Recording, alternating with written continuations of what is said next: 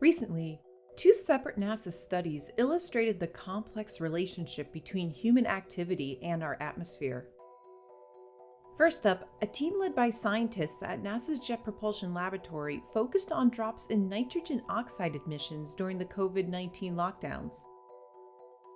Nitrogen oxide comes from sources like power plants and car exhaust and reacts to form surface-level ozone, which is harmful to human health.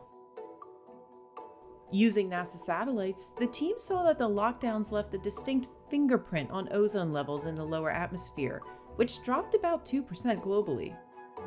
And while this may seem small, such a drop in harmful ozone would take about 15 years to achieve under even the most aggressive emission control scenarios. Interestingly enough, the team found that these drops were not uniform across the globe, that where and when the lockdowns occurred was very important in determining the impact on the atmosphere. Taking a look at these regions, with blue representing below normal levels of ozone in the lower atmosphere, we can see that both Asia and the United States have a substantial impact on harmful global ozone levels. Factors like prevailing winds, air temperature, and moisture content all impact how efficiently ozone is produced and moves throughout the globe.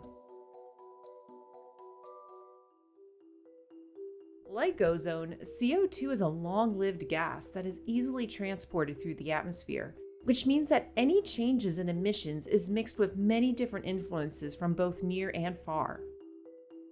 This makes it challenging to track and measure how local changes in human activity actually impact the levels of this greenhouse gas.